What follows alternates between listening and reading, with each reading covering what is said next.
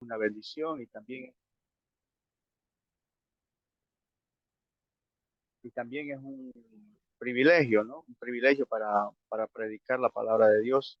Y sobre todo es el momento en el cual uno entra en una reflexión, principalmente el predicador, ¿no? Un confronto, una meditación interna de lo que Dios está hablando o lo que quiere hablar, pero principalmente lo que quiere hablar en el predicador.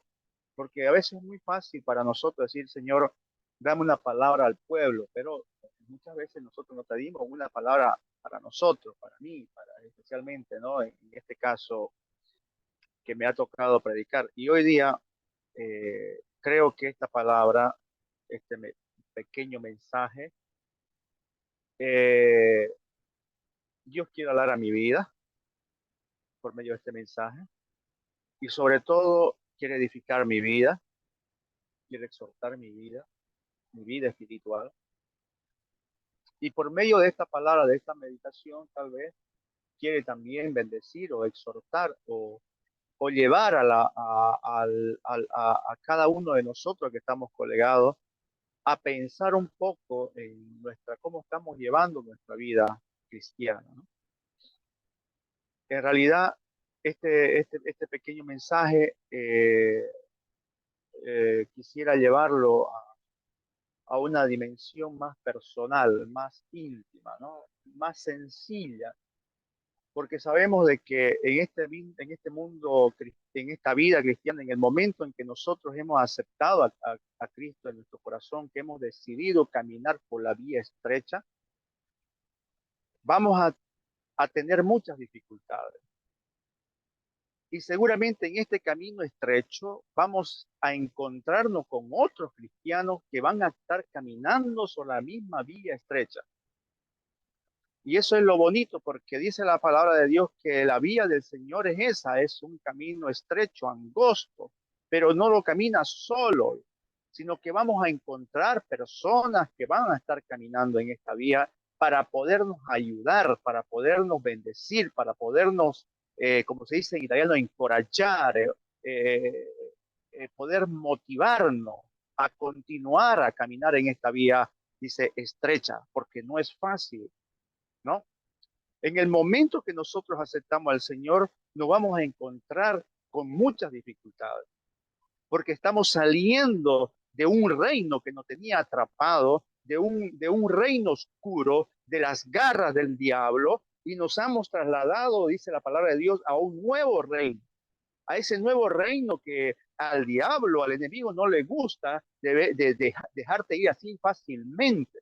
Entonces, él va a buscar por muchos medios de que nosotros volvamos de alguna manera a poder vivir una vida mediocre, una vida sin victoria, una vida simple y no disfrutar de alguna manera en medio de este camino, de, esta, de este camino estrecho, disfrutar de la presencia de Dios.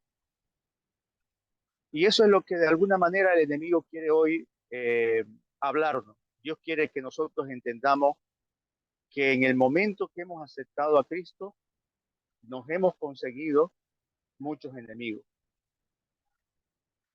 Y hoy le quiero hablar de tres, al menos más palpables en la Biblia. El primer enemigo, el mundo. Nuestro segundo enemigo, nosotros mismos, la carne. Y nuestro tercer enemigo, el más poderoso, es el diablo. Para que nos demos cuenta que esto para nosotros, cuando antes de conocer a Cristo, no eran nuestros enemigos, eran nuestros amigos. Éramos amigos del diablo. El mundo, éramos hijos del mundo. Amén. La carne, éramos, como se dicen en mi país, uña y suciedad, ¿no? Con la carne. Nosotros actuábamos con la carne. De espiritualidad no teníamos nada. Entonces, vivíamos en esa amicizia, se dice en italiano, en ese mundo, en ese ambiente de amigos, con estos tres enemigos que ahora se convierten en nuestros enemigos. Entonces, yo quiero hablarle primero del mundo. ¿Por qué Dios, de alguna manera, en el momento que nosotros convertimos, aceptamos a Cristo, dice la palabra de Dios que nos volvemos enemigos del mundo? Y sabes que la palabra mundo en la Biblia tiene al menos tres significados. El primer significado del mundo significa, digamos, la creación, el globo terrestre, el mundo, ¿no? Cuando la palabra de Dios en Juan 3:16 hay otro significado que se refiere no solamente al globo terráqueo, al planeta, sino que se refiere porque de tal manera Dios amó al mundo que dio a su Hijo unigénito, sino que también abarca a personas. La palabra mundo también puede significar, como dice en primera de Juan 2:15, no améis al mundo. ¿Cómo es posible que en Juan 3:16 dice que Dios amó al mundo, que entregó su vida, y después en prima de Juan dice no lo améis al mundo? Entonces, porque la palabra mundo tiene otro significado ahí, como vamos a ver más adelante.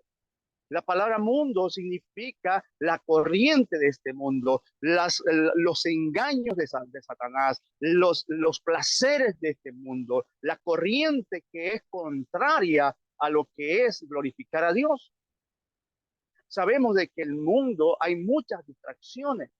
Es una telaraña que engaña, que atrapa al cristiano para no dejarlo crecer. Y debemos estar atentos a este enemigo que es muy peligroso y sutil, porque el mundo crea muchas distracciones. Yo siempre lo digo, si hay algo que te distrae, es pecado. No todas las cosas de este mundo es pecado, sino que cómo nosotros usamos las cosas de este mundo que producen el pecado en nosotros. La tecnología es el ejemplo más claro que podemos tener. Y muchas veces me confronto porque pasamos muchas horas en la tecnología, en las redes sociales, que nos roban la intimidad con Dios. Y eso se produce pecado.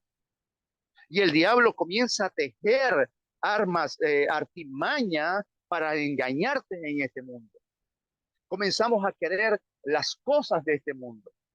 Comenzamos a correr por las cosas materiales de este mundo.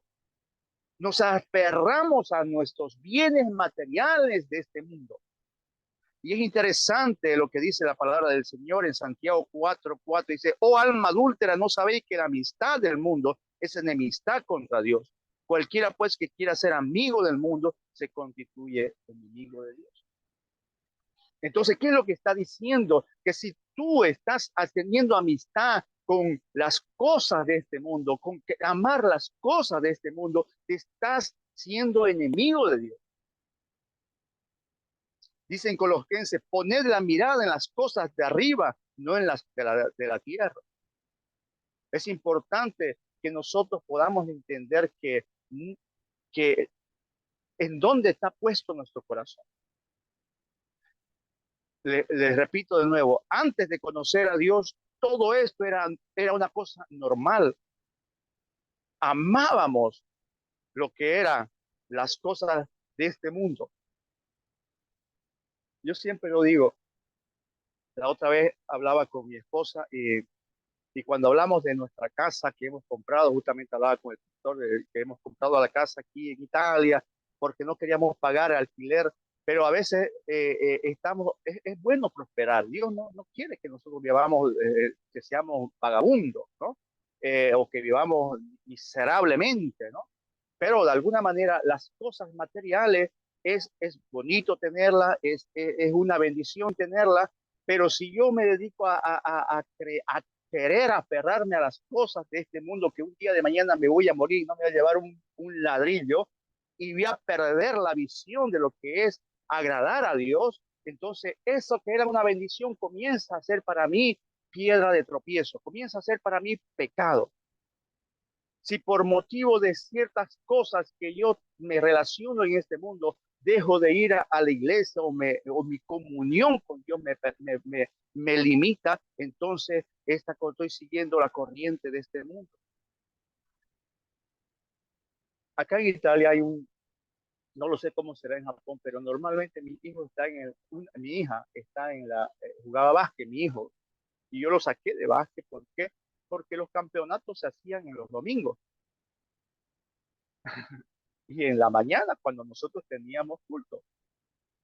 Entonces, no me lo dijeron al inicio, yo lo incluí porque me quería que haga deporte, pero resulta que ya cuando después de un mes, 2 meses, comenzaron a llamarme, a citarme para que él pueda participar a los campeonatos de los domingos que hacían con otros equipos de, los, de las provincias aquí cerca, de las escuelas, y justamente eran en la mañana. Y yo le dije, pero ¿cómo es esta cosa? Sí, porque todos los domingos nosotros tenemos campeonatos. Tuve que sacarlo. Con el dolor de mi corazón lo tuve que sacar. Porque hay que poner las miradas en las cosas de arriba. A veces dicen, y mucha gente dice, ay, que eres muy radical, que los niños necesitan. Sí es necesario que ellos hagan deporte, sí es necesario que ellos participen. ¿Cómo no les voy a permitir yo que ellos puedan disfrutar de las cosas que Dios nos ha bendecido? Pero ¿sabes qué? Hay prioridades. Y esas prioridades yo no las puedo de alguna manera llevarlas fácilmente y perderlas.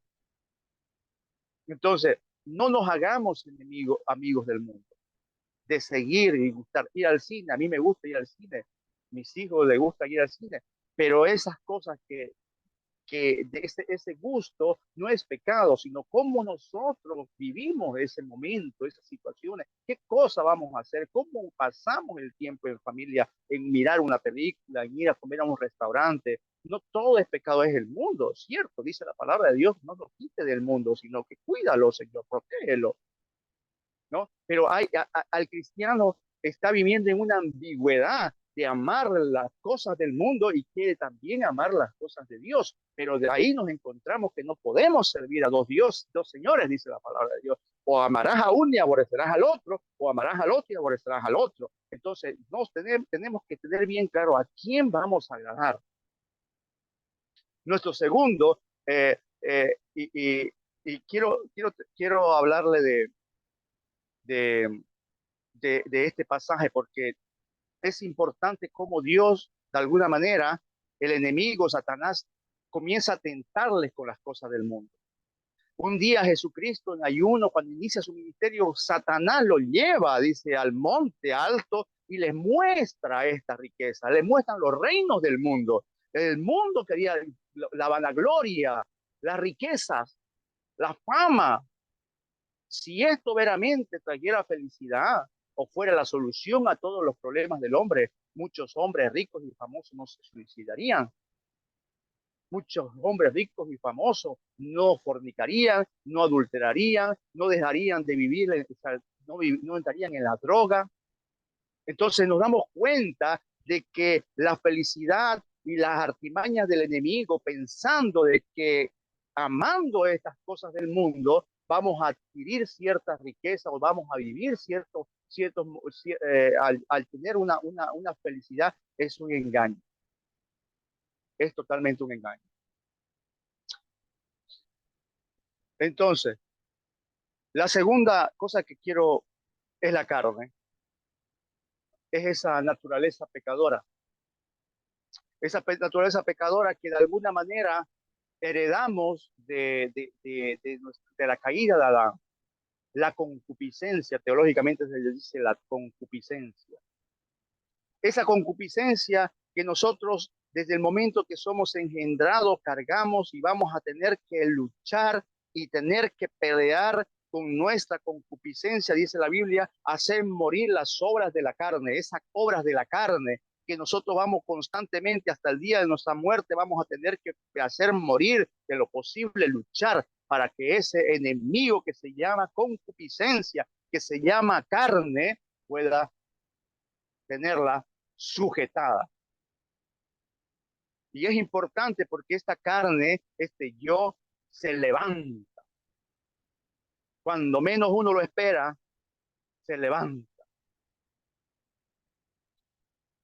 Es el pecado, dice la palabra que de Dios en Santiago, dice, sino que cada uno es tentado cuando de su propia concupiscencia es atraído y seducido. Entonces la concupiscencia, o sea, la carne, después que ha conseguido, da a luz el pecado, y el pecado siendo consumado da a luz la muerte. Entonces aquí viene un proceso de embarazo, vino a la concepción de algo, y eso se llama pecado. Aquí está demostrado el proceso del pecado, el proceso cómo inicia y cómo termina la concepción del pecado. No es como cuando uno piensa, me levanté y hoy día pequé, me desperté hoy día y me desperté en la habitación de mi vecina. No sucede así. Dice la palabra de Dios que ya hay inicio, ya hay un pensamiento, hay una intención, lo estás maquinando, lo estamos alimentando, lo estamos masticando como un niño cuando es embarazado, una mujer que lleva 9 meses aquí, hasta el momento en que da luz y es concebido el pecado. Hermano, todo es un proceso. Y eso es porque Satanás nos conoce muy bien, conoce nuestra concupiscencia, conoce nuestras debilidades. Hablamos del mundo. Muchas personas tienen problemas con el alcohol, muchas personas tienen problemas con ciertos divertimientos inmorales. Entonces Satanás conoce tu concupiscencia y es lo que más te ofrece en el mundo. Entonces nosotros tenemos que luchar porque la palabra de Dios dice también cómo podemos vencer. ¿Cómo podemos vencer?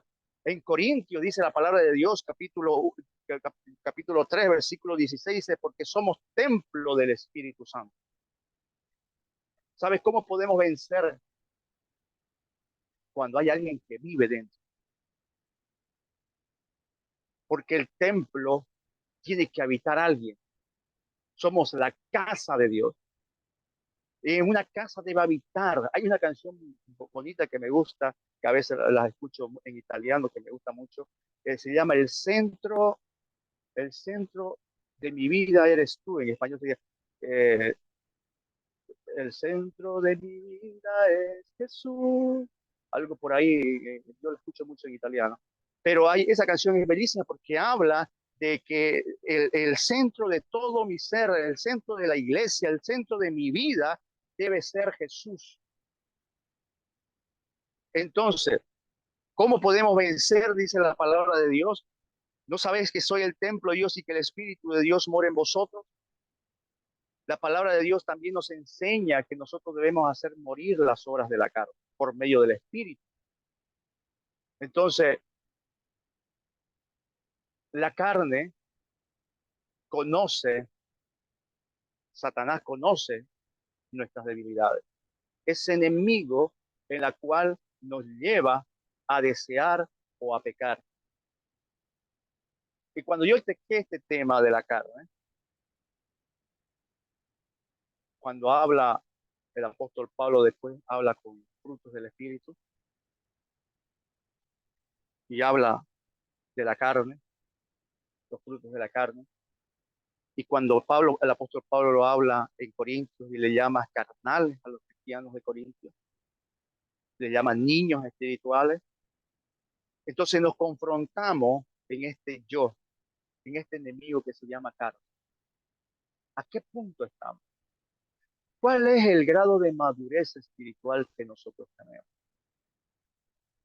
En este camino estrecho que estamos caminando, ¿de qué estamos siendo atraídos? ¿Del mundo? ¿En dónde está nuestra mayor debilidad?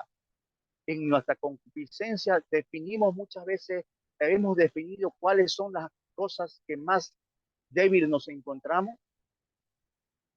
Y dice la palabra del Señor que en esa debilidad podemos glorificar a Dios.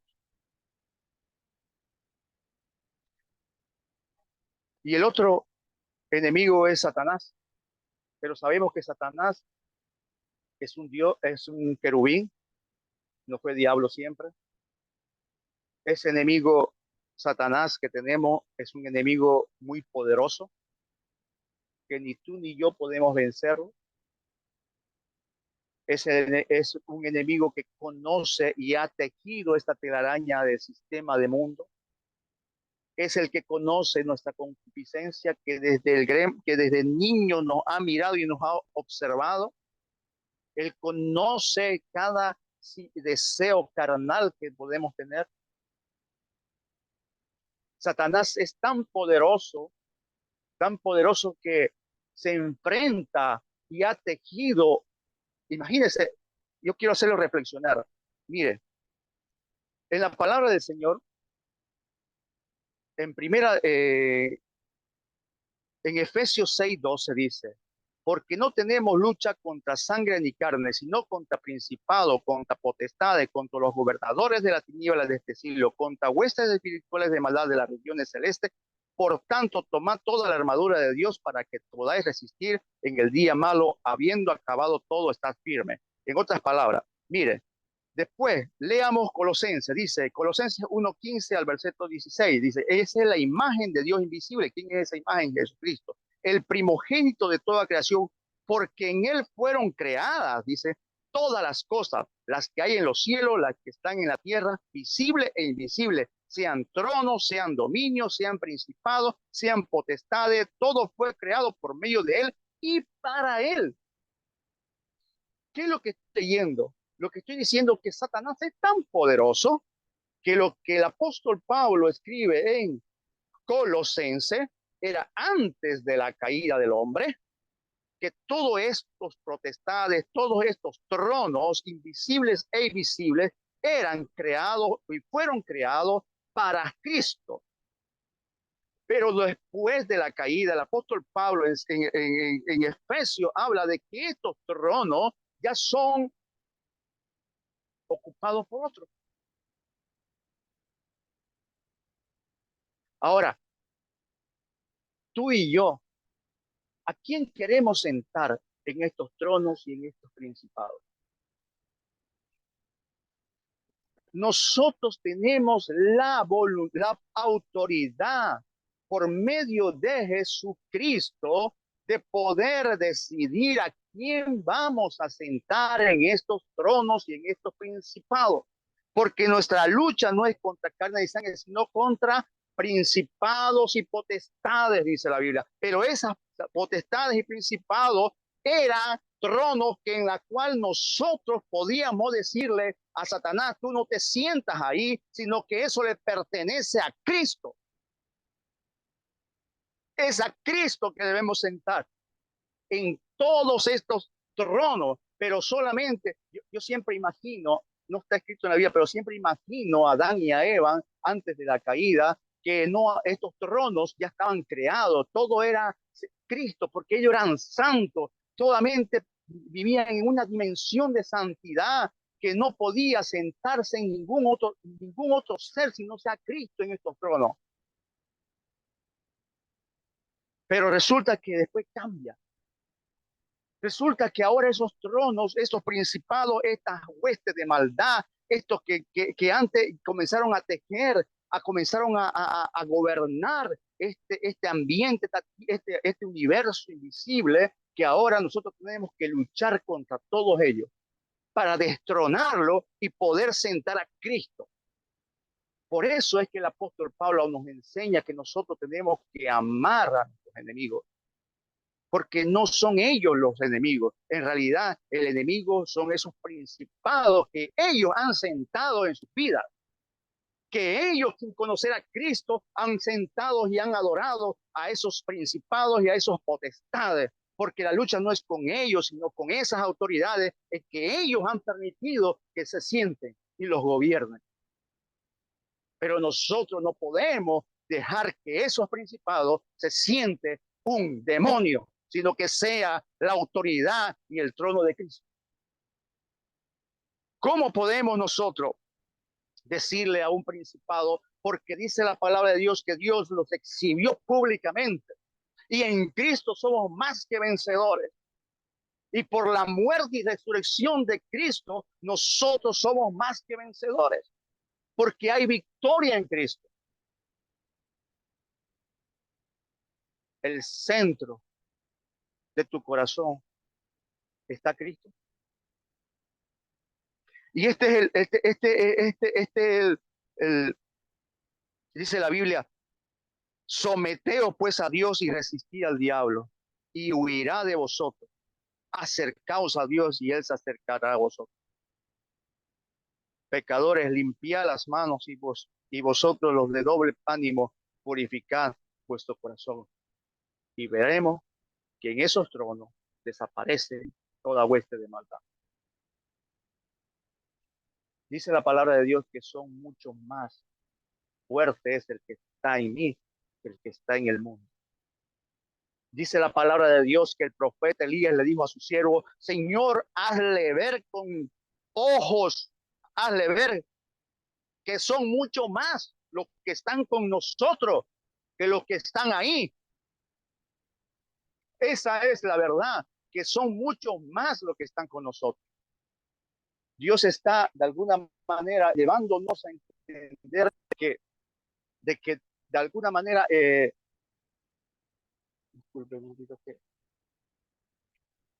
alguna manera Dios nos quiere hacer recordar de que tenemos enemigos, tenemos el mundo que nos ataca, tenemos la carne que todos los días tenemos que luchar contra ella. Y tenemos un enemigo feroz que está como león rugiente, dice la palabra de Dios, buscando a quien devorar, que se llama Satanás. Y todo este conjunto de enemigos que tenemos, dice la palabra de Dios, que Dios los venció.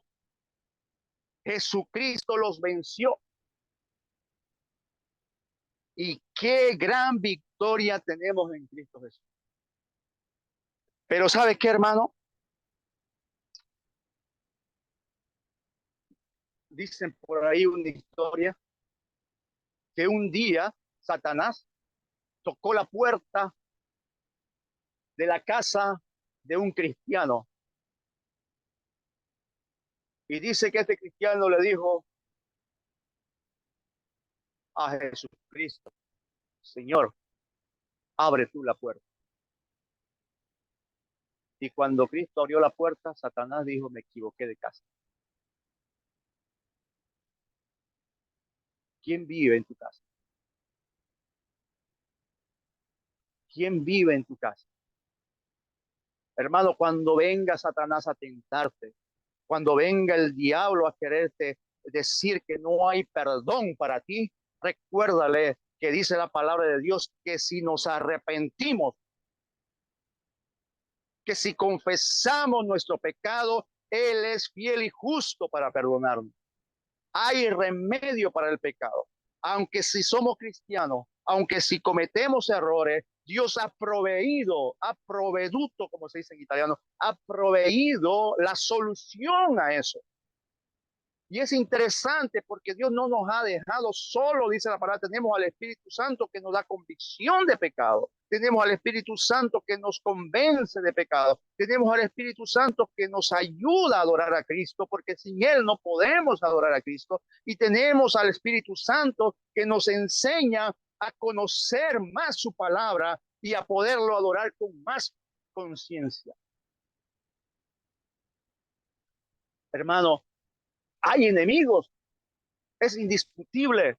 La Biblia nos advierte de estos enemigos.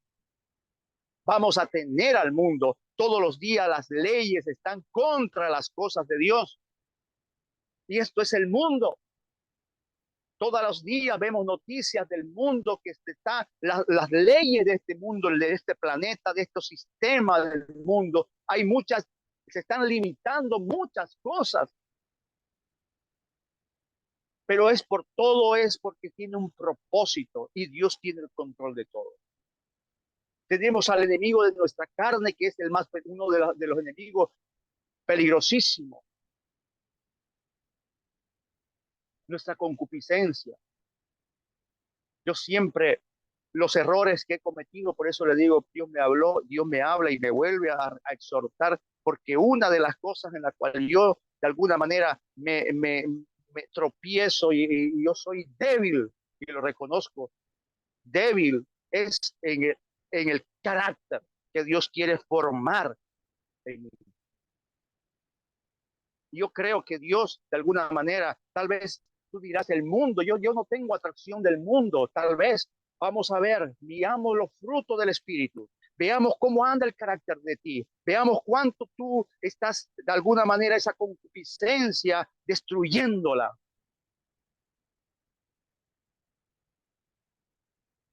Veamos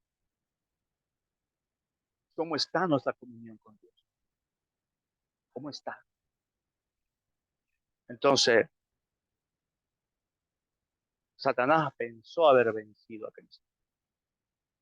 Satanás pensó haberlo destruido en la cruz. Pero una cosa es cierta, dice la Biblia que al tercer día Él resucitó. La tumba está vacía. El templo se partió. Ya no hay más sacrificios. Ya no hay más rituales. Ya no hay más que pagar porque Cristo pagó. Cristo pagó y podemos vencer. Podemos vencer a Satanás, podemos vencer al mundo y podemos vencer la carne. Podemos vencer en Cristo, podemos vencer. Hermano, no nos desanimemos cuando caigamos en pecado, porque hay solución, arrepentimiento. No nos desanimemos cuando pasemos momentos difíciles. Dice la palabra que todos los profetas y siervos del Señor pasaron lo mismo. No nos sintamos mal cuando nos hablen mal injustamente, porque a todos sus siervos los hicieron. No nos sintamos en este mundo que porque no hay trabajo y nos sintamos aflictos, porque dice la palabra de Dios que la paz de Cristo, del saber de que Dios te ha dado su tesoro más grande, eso sobrepasa todo entendimiento. Hermano, aunque también yo quiero que te llevemos un mensaje, una palabra de lo que hemos dicho, el centro de tu corazón para poder vencer al diablo, al mundo y a la carne, tiene que estar Cristo. Tenemos que amar más a Cristo, tenemos que adorarlo más, tenemos que conocerlo más. El cristiano que no ha conocido a Cristo no puede vencer nada. Hermano, la única manera que podamos vencer cualquier situación es teniendo a Cristo en nuestro corazón. Él tiene que ser el centro. Por eso hay muchos cristianos que falta de perdón. Muchos cristianos que todavía le echan la culpa a sus padres, a su país, se lamentan de todo porque no han entendido que si Dios te ha llamado, te ha perdonado, te ha limpiado, ha dado su vida por ti, es porque también quiere que nosotros podamos vivir una vida cristiana libre. Dios nos ha sacado de la esclavitud, de la oscuridad del pecado, para hacernos esclavos, escúchame bien, para hacernos siervos del Cristo que nos ha liberado, una esclavitud por amor. Nunca hemos dejado de ser esclavos, hermano. Olvídate. Éramos esclavos en el mundo, esclavos del pecado, y ahora nosotros voluntariamente, por amor a Cristo, nos convertimos en sus esclavos, en sus siervos de Cristo, porque Él nos ha liberado, nos ha comprado, nos ha quitado el yugo de la esclavitud, nos ha pagado la deuda que estaba escrita ahí en la cruz, que decía, tú estás aquí, no sales de esta deuda. Y Dios la pagó. Yo pago sangre con precio de sangre. Y yo quiero que tú puedas meditar cuánto vale tu vida, cuánto vale tu salvación, para que podamos vivir y no disfrutar de lo que Dios nos ha dado. Yo no quiero hablarte de prosperidad, de riqueza. ¿Cómo está tu corazón? ¿Cómo está mi corazón? Dice la palabra de Dios, atribulado, mas no vencido. Como no teniendo nada, pero poseyéndolo todo. El apóstol Pablo no es que estaba en una, en un, en una vila de Xi Jinping en China, ¿no? Allá sería bonito escribir la carta a los tesalonicenses, a los gálatas, escribirle a Timoteo en una casa, en una mansión, ¿no? Sería bonito que él estuviera con aire acondicionado. Oye, no pretendo haberlo alcanzado todo, decirle no, pero aquí estoy más que vencedor ahí en la casa del presidente de Xi Jinping, ¿no? De China, en la mansión. Sino que le decía, he sabido vivir en la escasez y en la abundancia. En todo, en cualquiera que sea mi situación. Y él estaba en la cárcel encadenado. En Cristo somos más que vencedores. Y él motivaba y hablaba de las riquezas, de la gloria de Dios, y él estando preso. Podemos tener esa alegría de cristiano, de que aunque si estamos pasando momentos difíciles, decir, Señor, yo tengo el tesoro más grande, yo tengo a Cristo en mi corazón. Las tribulaciones son momentáneas, ¿cuántos años más vamos a poder sufrir en esta tierra? No me interesa, a la eternidad que nos queda. ¿Por qué tanto resentimiento? ¿Por qué tanto odio? ¿Por qué tanto egoísmo? Esa naturaleza carnal que a veces nos agobia, nos entristece con nuestro comportamiento. ¿Para qué? ¿Por qué tanta envidia, tanto celo? ¿Por qué? Yo quiero terminar esto. Y si tú te has identificado con alguna de estas debilidades que tal vez no hemos podido salir de este enemigo que nos tiene todavía atado. Hoy día hablábamos de la música del mundo. Yo doy gloria a Dios porque la música del mundo, Dios me ha sacado de la música del mundo. A mí me gusta escuchar música, pero no es mi prioridad. No es la música como yo la escuchaba antes, en la cual yo me cantaba una canción y me borrachaba. Ahora ya es un recuerdo que hasta a veces me da hasta asco recordarme. Ahora él ha cambiado mi mentalidad de ver las cosas. Tal vez no es el mismo diablo que nos asusta con sus cuernos, sino tal vez sea el sistema de este mundo, el deseo de volver a caer en esas tentaciones que nos estaban. Esas cosas, tal vez si tú estás luchando con eso, yo quiero decirte en esta tarde, en esta mañana, en esta noche, de que tú puedes ser libre.